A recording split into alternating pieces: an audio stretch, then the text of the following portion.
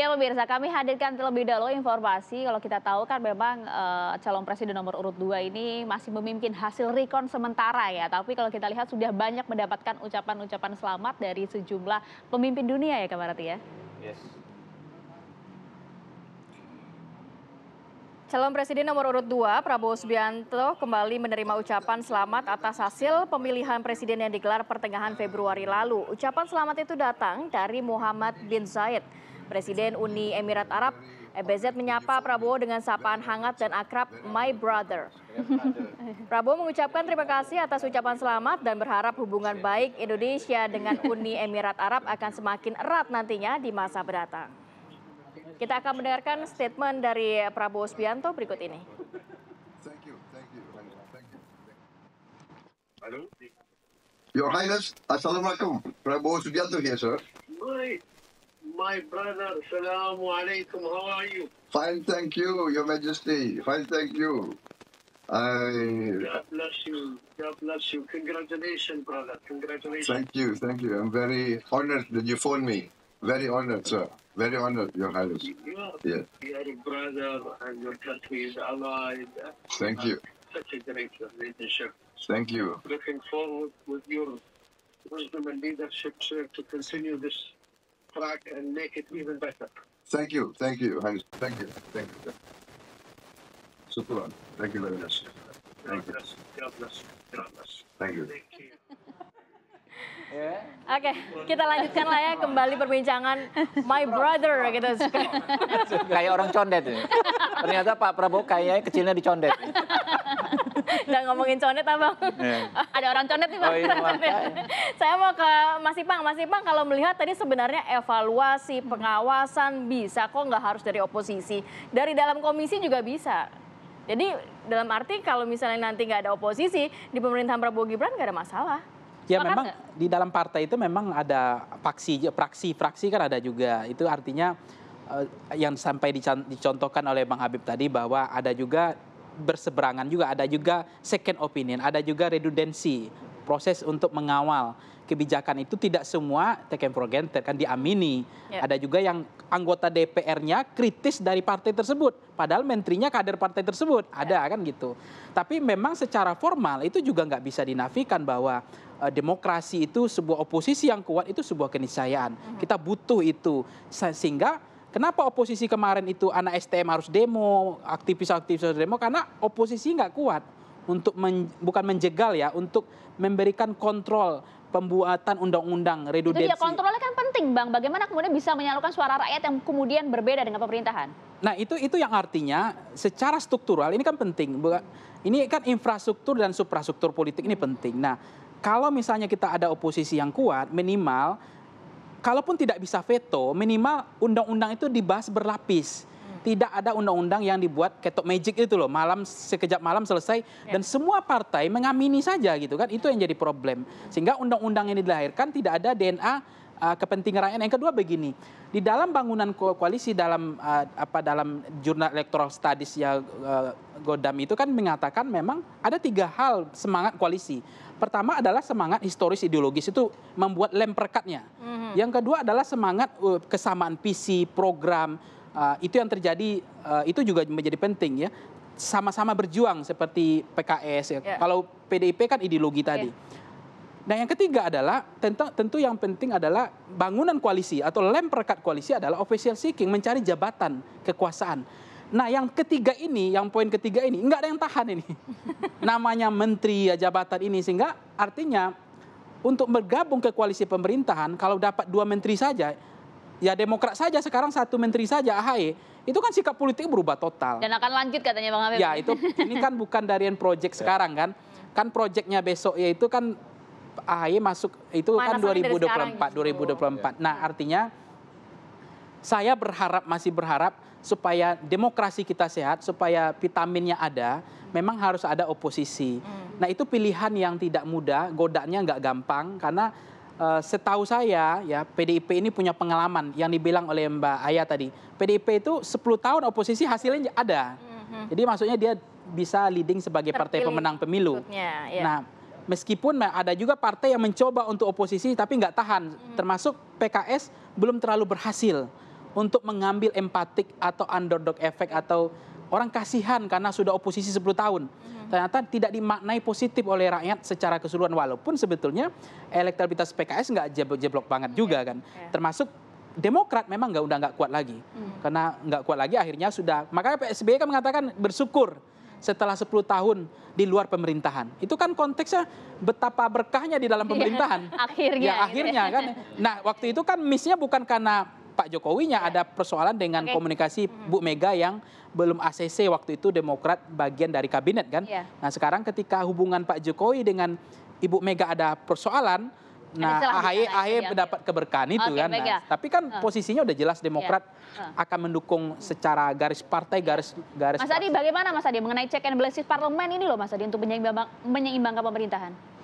Saya mau komentar tentang nature dari sebuah kekuasaan. Pemilu itu tujuannya adalah how to get the powers, kekuasaan yang ingin dikapitalisasi. Jadi wajar kalau pemenang mestinya harus menikmati keindahan dan kenyamanan dalam berkuasa. Dia bisa menjadi presiden dan kemudian mengakuisisi semua menteri.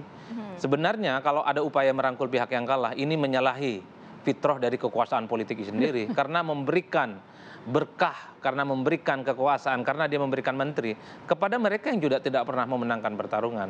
Jadi kekuasaan, kenapa orang berpartai, kenapa orang berpolitik, tujuannya ingin mengakumulasi kekuasaan kok.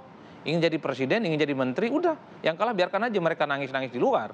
Makanya saya selalu mengatakan, sudahlah yang kalah itu di luar aja. Nggak perlu menawarkan diri, apalagi dirangkul. Nah, nggak tahan dalam oposisi itu tadi loh Mas Adi. Tahan aja kan, pura-pura nggak tahan malah belumnya. Nah yang ingin saya katakan adalah, memang ada kecenderungan, kenapa misalnya kelompok-kelompok yang kalah dalam pemilu ini dirangkul? Karena pemenang ini dihantui bahwa semua keputusan politiknya akan dilawan, akan ditolak, kan itu saja. Bagi saya tidak sesederhana itu. Koalisi di parlemen ini kan sifatnya cair. Saya ingat betul misalnya waktu, kalau tidak salah 2021 atau 2022, ketika semua partai politik mencoba untuk mengusulkan tentang bagaimana untuk merevisi undang-undang pemilu, semua partai luar dan dalam sama kok. Artinya apa? Memang ada koalisi-koalisi yang berdasarkan isu-isu tertentu tidak melihat di mana posisi partai di dalam ataupun di luar. Tapi kenapa koalisi itu menjadi penting, dirangkul menjadi bagian dari pemerintahan? Karena ada koalisi parlemen, karena at the end of the day-nya soal keputusan politik strategis itu dari elit yang menentukan. Tapi kalau nantinya oposisinya hanya satu partai, apakah juga cukup menggigit gitu? 17%? Itu yang menurut saya, kalau koalisinya lemah ya, 80 bagian pemerintah, 20-nya adalah oposisi, ini juga kabar buruk. Bahkan dianggap sebagai pelemahan dari demokrasi, backsliding demokrasi. Karena mengakumulasi begitu banyak kekuasaan dengan hanya menyisakan sedikit oposisi, ini secara tidak langsung dia ingin menyumbat kelompok-kelompok kelompok politik di luar pemerintah sehingga dia tidak berjaya dengan cara-cara konstitusional. Kalau kita membaca literatur politik ya, demokrasi itu kan mati dan terbunuh justru oleh pemimpin yang terpilih secara demokratis menggunakan instrumen-instrumen demokrasi. Oposisi misalnya anggaplah cuma 20%, itu kan demokratis.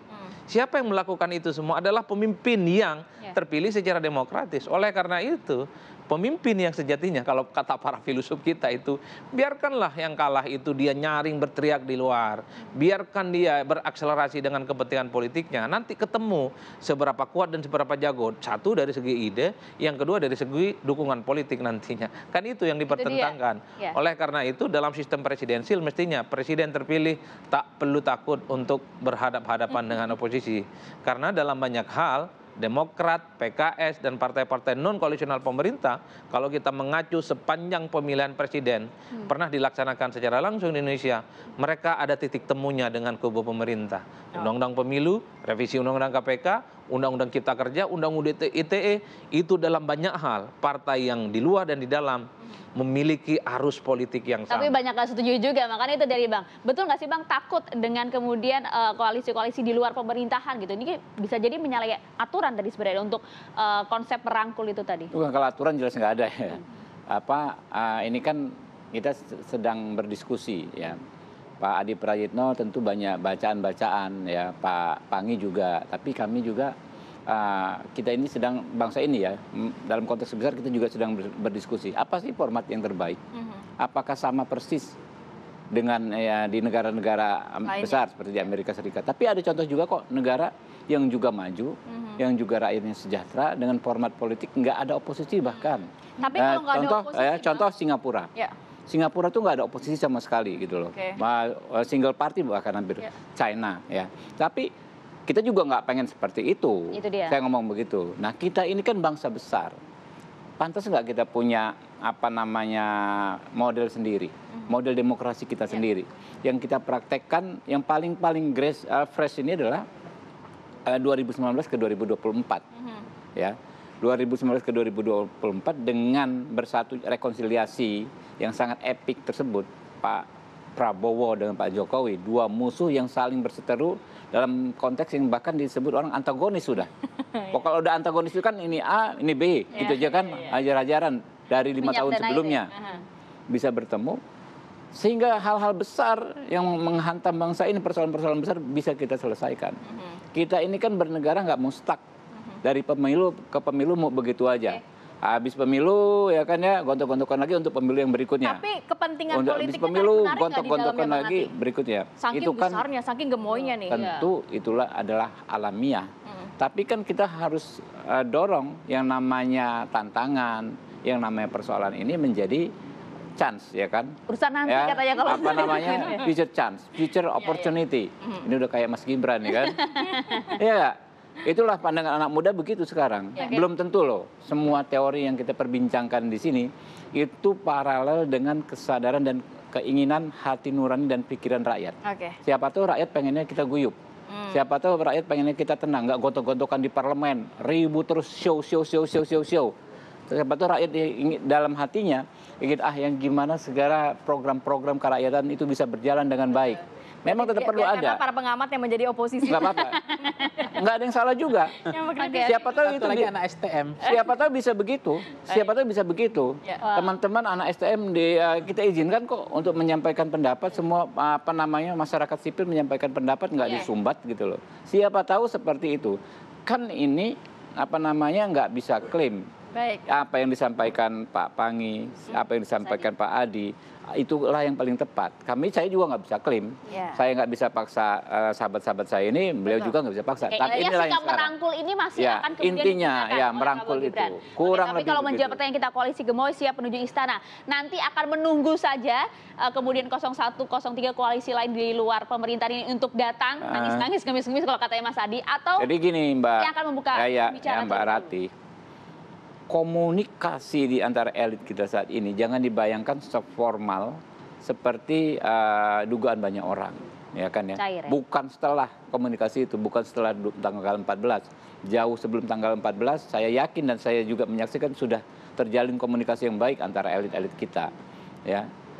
Sebagian kami ada sama-sama ada di DPR, ya kan, yang level 1,5-nya kan di tingkatan pimpinan itu juga cair gitu loh. Ya, ya. Hal-hal yang menurut kita rumit misalnya tuh artinya akan mengajak atau bagaimana? akan mengajak, akan apa namanya, akan menerima orang yang datang, ya pokoknya semua kita Baik. itu harus bertepuk dua tangan. Oke, yang pasti kita nantikan bagaimana komposisi politik dalam kabinet Prabowo Gibran ya Bang ya. Yes. Kita ucapkan dulu terima kasih Bang Habib, Mas Yo. Jepang, Mas Mbak Adi. Rati, Mbak Kita nantikan akankah Ayah, koalisi Bang ini Habib, akan Bang gemoy juga ke depannya atau gimana? Besar seperti kita. Selamat negara juga besar. suaranya melejit di hasil Selamat juga, sementara semoga amanah. DPR. Makasih Bang Bang. Habib.